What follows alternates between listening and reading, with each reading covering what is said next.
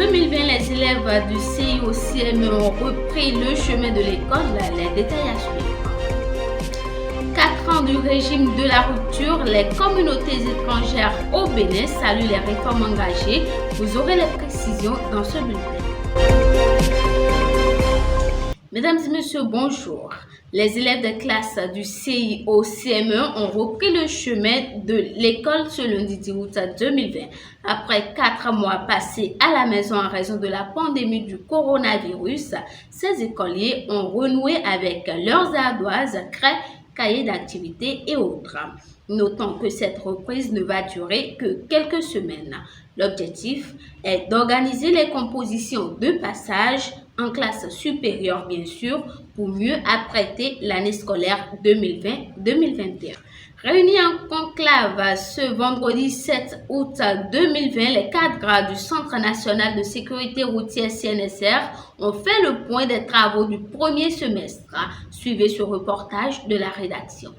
Les cadres du Centre national de sécurité routière réunis pour passer en revue les travaux effectués lors du premier semestre 2020. Un semestre marqué par la pandémie du coronavirus qui a empêché certaines structures déconcentrées du CNSR de dérouler à bon escient leurs différentes activités. Malgré cela, les performances sont supérieures à celles enregistrées lors du premier semestre 2019. Nous avions réalisé en termes de produits, charges et investissements et du point de vue financier, respectivement 40,75%, 37,02% et 13,44% pour le premier semestre de l'année 2020, contre respectivement 38,37%, 32,75% et 7,40% pour la même période au titre de l'année 2019. C'est dire donc que malgré les difficultés que nous avions, la performance peut être constatée si la comparaison devrait être de la même période de l'année 2019 et 2020. Cette revue du premier semestre vise entre autres à améliorer le système de pilotage, à revoir la méthode de gouvernance du CNSR et à trouver les formules adéquates pour auditer les infrastructures routières. Pour le premier semestre 2020, les travaux exécutés n'ont pas atteint 50% des objectifs fixés. Du point de vue exécution physique, nous avions fait 24% environ des activités. Et du point de vue exécution financière, nous avions fait 27%. Le directeur général du CNSR garde l'espoir qu'au thème de la revue, qu'ils sauront trouver les moyens nécessaires pour remédier à certains dysfonctionnements. Afin que le Centre national de sécurité routière puisse continuer par garder cette ligne de performance. Encore que, désormais, le document de cadrage va être disponible. Les axes stratégiques du gouvernement qui prend en compte l'amélioration des comportements des usagers de la route, nous aurions à les accompagner comme cela se doit. C'est ce nouveau bâtiment flambant neuf qui a servi de cadre à la cérémonie. Un cadre offert aux travailleurs par l'administration du CNSR pour améliorer leurs conditions de travail. Offrir un cadre comme ça participe non seulement au concept de travail décent que prône l'OIT et répond également à un souci quand même de bien installer les travailleurs dans un cadre approprié. Et c'est toujours une satisfaction pour le personnel, comme vous savez, de voir que les conditions de vie et de travail s'améliorent. C'est une occasion pour nous de saluer notre directeur. Le nouveau site est à Bomé-Calavi et est composé de 12 bureaux. Il devra abriter l'ANES spéciale qui s'occupera des stratégies pouvant renforcer le comportement des usagers des routes.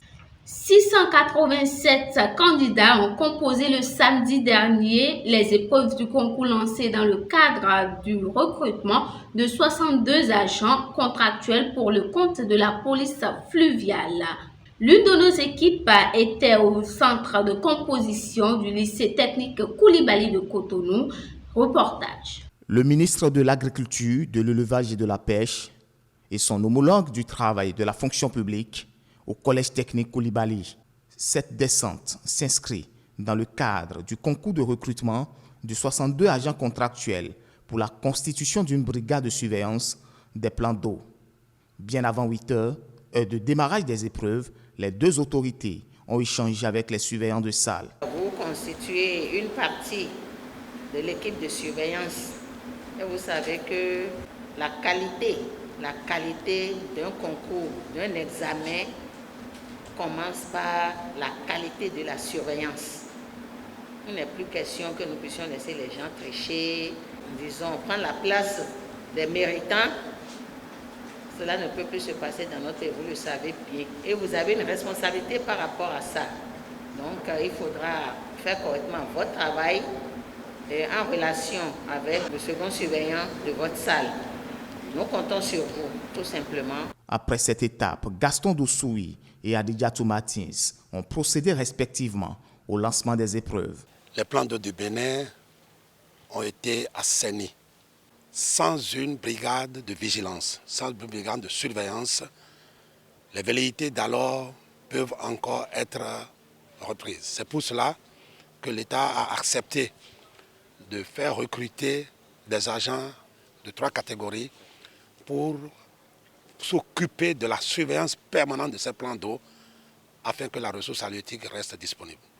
Il s'agit d'abord de 2 ingénieurs, niveau ingénieur, pour s'occuper un peu de l'organisation pratique, du management de cette activité-là. 12 contrôleurs de développement rural. Et puis il s'agit de 48 ouvriers spécialisés des services généraux de l'administration.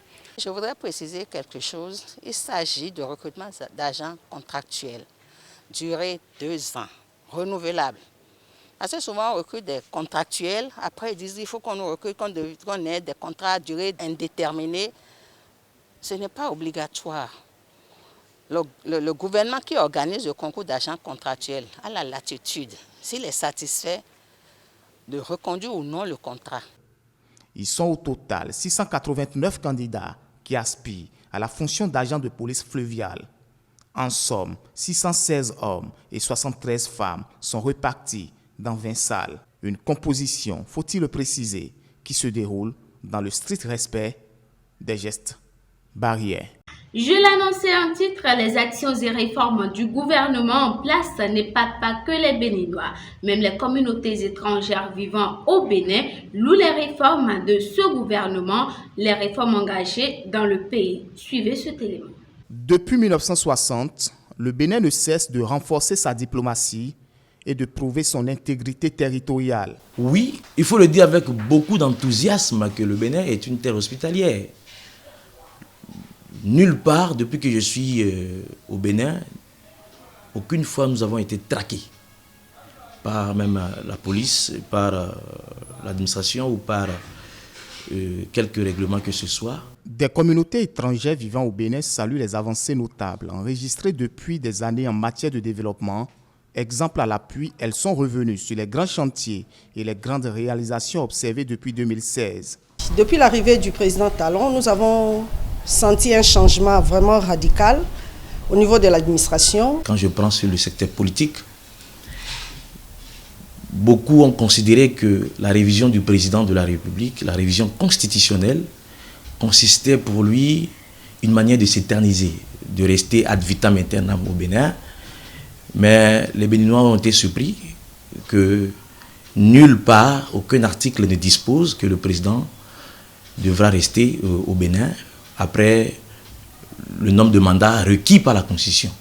Et au-delà de ça, sur le plan des infrastructures aujourd'hui, quand nous regardons ce qui se passe à Cotonou, ailleurs dans d'autres villes, nous constatons le rayonnement que Cotonou a véritablement, ou le Bénin a véritablement changé au travers des infrastructures. Ça sur les infrastructures, il y a la construction de certains bureaux et puis les voies, les routes ont changé. Et puis le social, le président, même dans cette situation que nous connaissons aujourd'hui, de la Covid-19, il a essayé d'assouplir un peu aux conditions des Béninois, de soutenir ceux-là qui travaillent, ceux qui sont dans différentes activités pour leur permettre de réactiver leurs activités et que les choses aillent pour le mieux. 2016, le Bénin a connu un essor de développement élogieux. C'est une année de grandes réformes économiques, sociales et politiques, ont-ils estimé. Profitant de l'occasion, Ils ont dressé des doléances. Le peuple congolais a vraiment besoin de se mettre à jour vis-à-vis de l'immigration, vis-à-vis le droit du pays, mais le frais de rapatriement est un peu élevé. Vous voyez, tout le monde n'a pas les mêmes moyens. Parce que par le passé, nous avions eu l'opportunité d'avoir les visas de séjour qui n'étaient pas excessivement chers. Mais cependant, nous rencontrons beaucoup de difficultés parlant de la carte de séjour qui, si nous pouvons analyser un peu, c'est vraiment coûteux.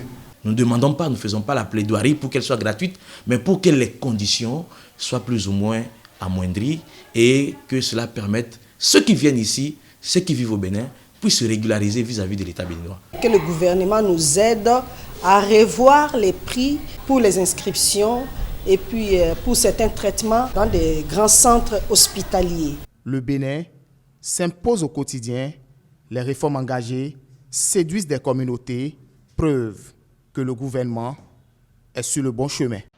C'est tout pour ce bulletin. Merci de l'avoir suivi. Restez fidèles à votre chaîne.